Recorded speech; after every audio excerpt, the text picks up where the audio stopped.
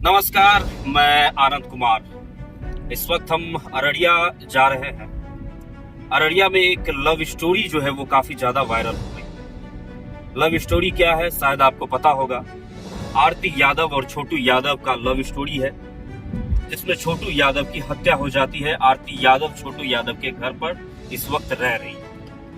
तो आरती यादव से हम मिलने के लिए अररिया जा रहे हैं, लेकिन अभी तक जो जानकारी मुझे प्राप्त हुई है वह जानकारी आपके सामने में रखूं। छोटू यादव और आरती यादव काफी लंबे समय से फोन पर एक दूसरे से बातचीत किया करते थे। आरती की जो भाभी है वह छोटू को अपने घर पर बुलाती है कि आइए बातचीत करके आरती और आपकी शादी हम करवाएं। छोटू यादव अपने घर से निकलते हैं, आरती यादव के घर पर पहुंचते हैं।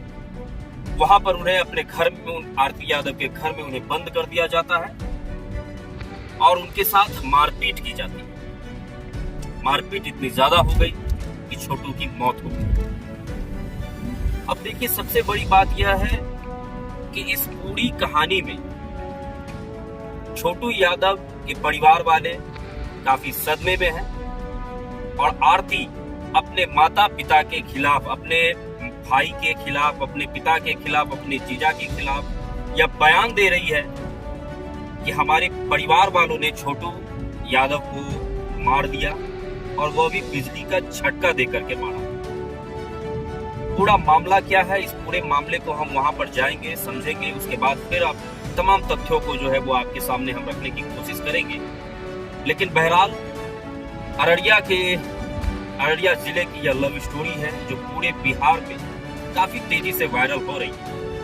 कल सांसद पप्पू यादव छोटू यादव के घर पर पहुंचे हुए थे और आरती यादव की जो स्थिति है, आरती यादव जिस प्रकार से रो रही है, बिलख रही है, वह कहीं न कहीं इस बात को दर्शाता है कि इन दोनों के बीच में काफी ज्यादा प्रेम है और प्रेम के दुश्मनों ने छोटू यादव को इस तरीके से उसकी हत्या कर दी कि आज आरती यादव, छोटू यादव से उसकी शादी नहीं हुई थी, लेकिन वह उसकी विधवा बनकर के रहना पसंद कर रही है।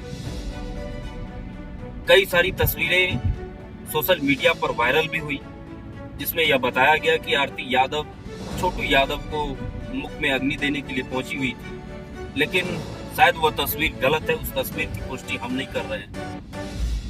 छोटू यादव और आरती यादव की प्रेम कहानी आने वाले कई दिनों तक, आने वाले कई सालों तक अररिया जिले के लिए मिसाल बनकर के रहेगी कि किस प्रकार से एक प्रेमिका ने अपने प्रेमी के लिए अपने परिवार वालों को त्याग दिया।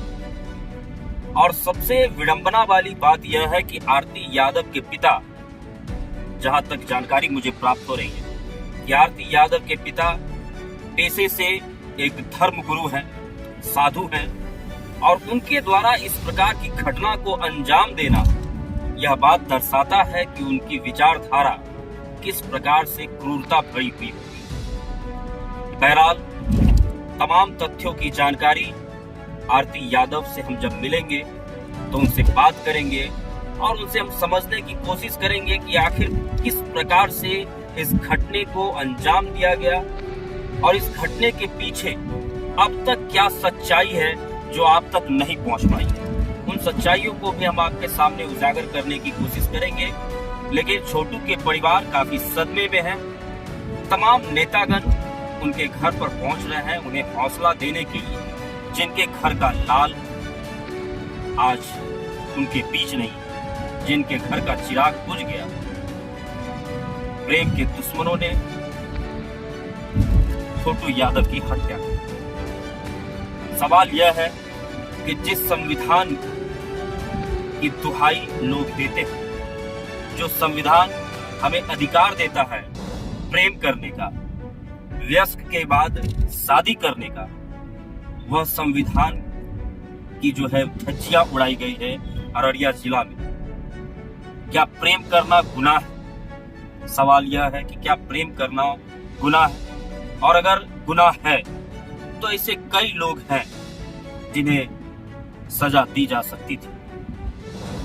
लेकिन बहरहाल सच्चाई तो यह है कि इस घटना को लेकर पूरा अररिया जिला स्तब्ध है और कई लोग हैं जो इस घटने की निंदा कर रहे हैं।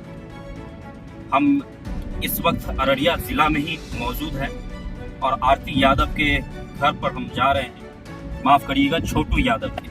आरती यादव इस वक्त अपने घर को छोड़कर छोटू यादव के घर पे रह रहे हैं और छोटू यादव के पिता की जरा आप मानसिकता को देखिए कि कितने सभ्य विचारधारा वाले व्यक्ति हैं। उनका बेटा चला गया, उनके घर का चिराग बुझ गया और वो ये कह रहे हैं कि आरती को वो अपनी घर में बेटी बना करके रखेंगे। इस बात से आप अंदाजा लगा सकते हैं कि छोटू यादव के पिता कितने सुलझे हुए व्यक्ति होंगे, कितने सभ्य व्यक्ति होंगे, जो इस प्रकार से आज भी यह कह रहे हैं कि हम आरती को अपनी घर में बेटी बनाकर रखेंगे। आने वाले भविष्य में क्या होगा, इस बात का अंदाजा लगा पाना काफी कठिन है। सांसद पप्पू यादव ये कह रहे हैं कि आरती यादव को वो नौकरी दिलाएंगे जिससे उसकी आगे की जिंदगी गुजर बसर हो सके। लेकिन बहरहाल इस वक्त वह जिस सदमे से जूझ रही है, बहरहाल इस वक्त वह जिस घटना को लेकर उसकी पीड़ा का अंदाजा आप और हम शायद नहीं लगा सकते।